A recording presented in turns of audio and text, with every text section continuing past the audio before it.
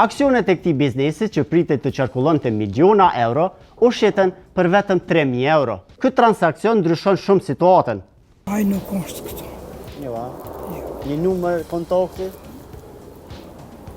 Unë s'di çka them. Pak javë pasi qeveria mori vendim për kontratën milionshë dhe kontrata u nënshkrua, investitori nga Beogradi, që ishte regjistruar në Podgoricë, vendosi të tërhiqej.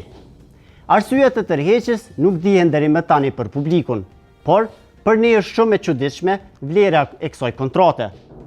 Aksionet e këtij biznesi që pritet të qarkullonte miliona euro u shiten për vetëm 3.000 euro. Unë kam siguruar marrëveshjen në mes të MRCOMNE, në të cilën tregohet se 30% të aksioneve të kompanisë u shiten me vetëm 3.000 euro. Pra, për ta pasur të qartë, 30% e aksioneve u shiten 3.000 euro dhe pronësia e kompanisë bartet një pjesë tek Naser Maloku e një pjesë tek një kompani tjetër, Arqezbau SHPK. Ky transakcion ndryshon shumë situatën. Pas kësaj shitje, pronësia e biznesit është 60% tek kompania kosovare. Në hulumtimin ton kemi tentuar të gjyrmojmë dhe të intervistojmë të gjithë aktorët që janë përfshirë në këtë ngjarje. Personin e parë që kemi tentuar me kontaktu është drejtori i ndërmarrjes së re, Naser Maloku. Zotri Malokut i kemi dërguar disa emailë dhe kemi tentuar me kontaktu në telefon. Mirëpo, ai ka qenë i paqastshëm. Për me qenë 100% korrekt, e kemi marrë mundin edhe kemi shku edhe në selin e biznesit për të takuar, por nuk kemi pas sukses. Shikues të nderuar, sot me 12 maj kemi ardhur tek biznesi Fitoria, biznes i Naser Malokut, me taku. Mirë po punëtorët na kanë thonë që ai nuk është këtu, na kanë dhënë një numër telefonit, cilin na tash dojmë me provu me thirr edhe me kontaktu direkt me zotin Naser.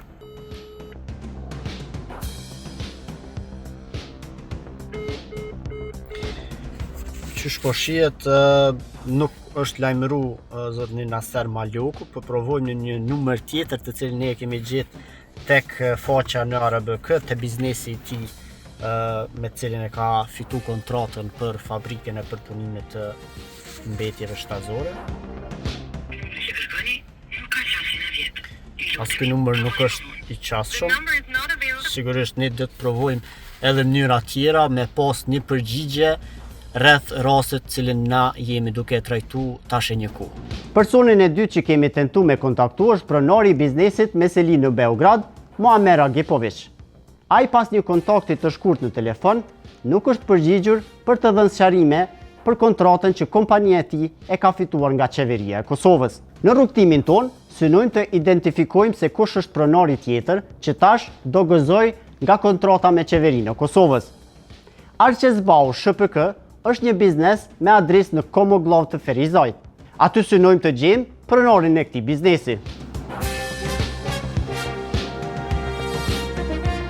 Shikues të nderuar, kemi ardhur në Komogllav, në rrugën Mulla Ademi, tek adresa në të cilën biznesi Arqezbau e ka shënuar që e ka adresën këtu. Pra zyret, sipas ARBK-s, do duhet me qenë këtu. Ne kemi shku tek shtëpia e pronarit Qazim Azemi, mirë po prindi i tij na ka thonë që ai nuk ndodhet këtu, është në Zvicër, edhe na ka thonë që nuk mundet me ndonë ndonjë kontakt rreth tij, pa biseduar paraprakisht. Po ashtu, ai nuk ka pranuar me dhënë informacione të tjera dhe ne kemi vërejtë që këtu nuk ka zyre të biznesit Arqezbau. Ai nuk është këtu.